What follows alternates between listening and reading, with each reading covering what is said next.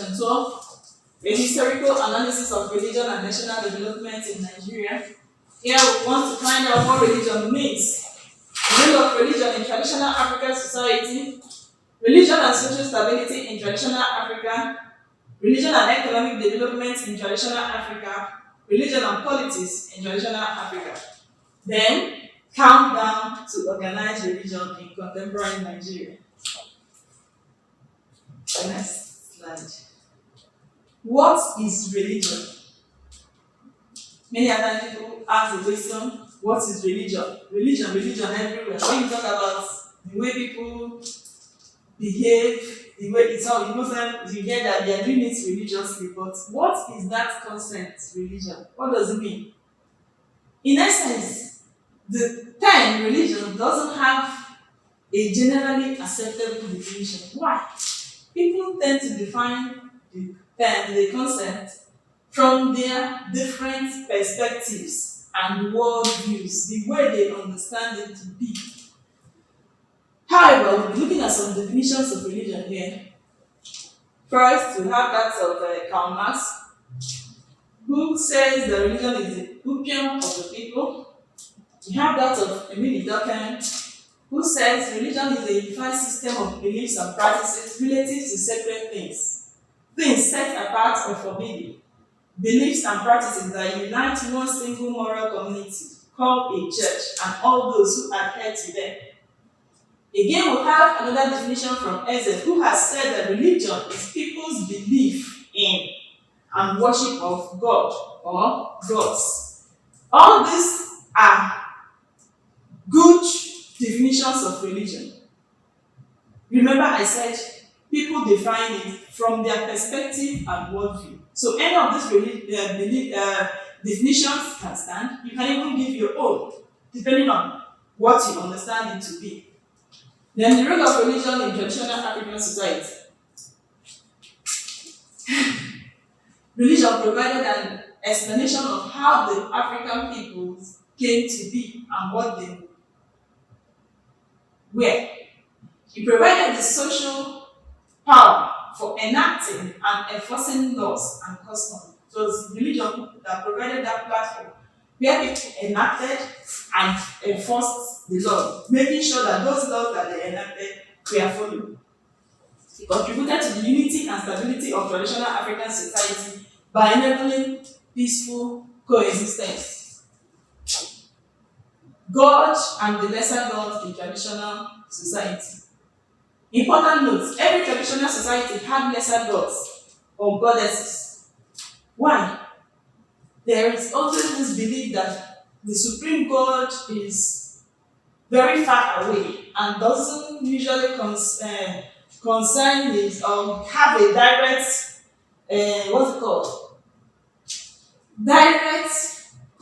not control now. Doesn't usually relate, they have a direct relationship, I think that's correct, with the people, with men on earth. As such, they always have gods and goddesses through which that serve as a channel through which they access that supreme God who is believed to be far away from the people. And these gods and goddesses have their own priests, they have their own prophets, and they have diviners who mediate between God and men. These gods and goddesses existed alongside with a variety of religious cults and oracles. The relevance of ancestors was very common in traditional society as they were recorded and still living. Again, ancestors are interested in all the affairs of the family, especially those that concern their health and their fertility, religion and stability.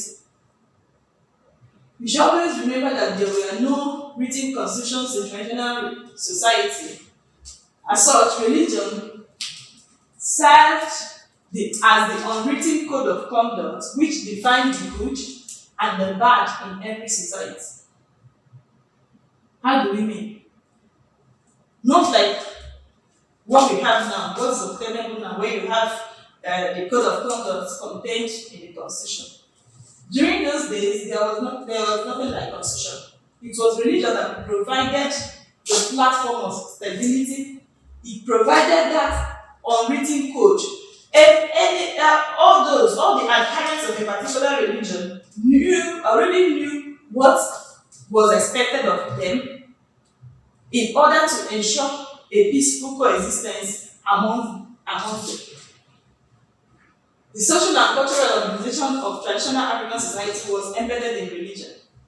The gods and the ancestors were the only regulators of morality and conduct since there was no police force. Yes, the gods. Whenever they hear, the gods are the custodian. They regulated how people behaved.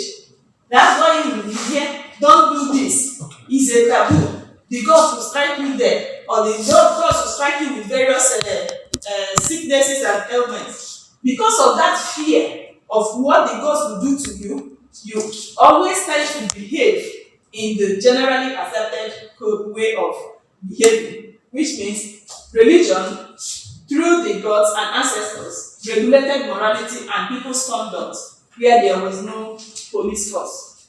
Again, secret societies also helped in maintaining social stability in traditional societies. Religion and economic development. Important notes. You have to remember that religion played positive roles in the system of production and exchange in pre-colonial times. Most factories were established only to satisfy religious needs.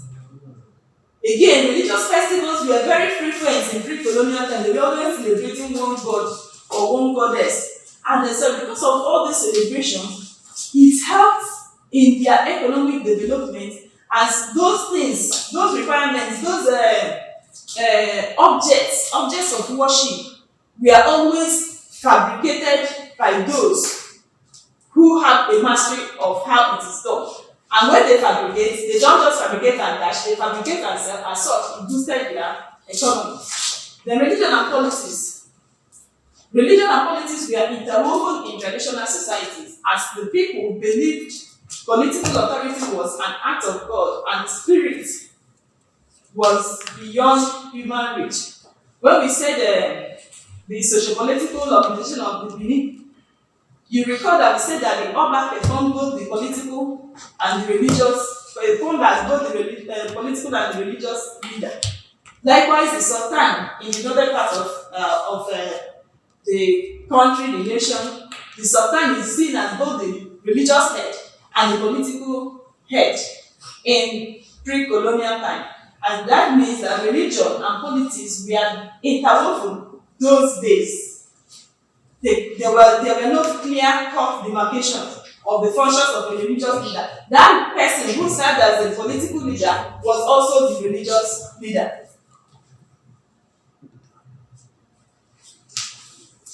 Countdown to organized religion in contemporary Nigeria.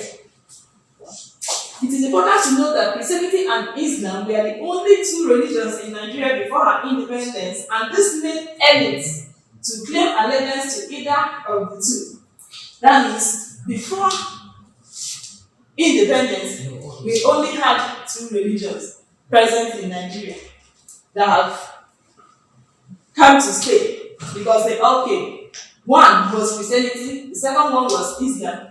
And before Nigeria's independence in 1960, the elites, those at the top class, they already started paying allegiance to either Christianity or to Islam. Again, prior to this 1960 independence, Nigeria was a well-known secular state. That is, the affairs of the government were not mixed with religion, meaning the religious belief and worship remained strictly personal. Nigeria's Second Republic was inaugurated amidst certain fears, especially the fear of religious war. Thus, after Nigerians' independence in 1960, they now started mixing religious affairs with secular affairs. That even Nigeria started experiencing battles, crises, clashes between the Christianity and the Islam. And this caused many riots in the past. And even presently, there are still clashes between the Christians and the Islam. But one of the major riots which discussed in the past was the Maidese riots of 1980. Abuja, home for all. Abuja is the capital of Nigeria with the slogan home for all to symbolize national unity. However, some scholars criticize it because of its inability to unite various faiths, especially with the clashes between Christianity and Islam. To these scholars, they say that Abuja should not have that slogan, home for all, because in essence, Abuja is an Islamic state and does not house all the people from all different types of religion. They equally argue that when you come to the entrance of the city of Abuja, that the erection there has an Islamic symbol. Again, they say that the presidential villa just has the presence of the mosque without a church in it, which shows that Abuja truly is not a home for all, but rather it is a home for Islamic worshippers. That is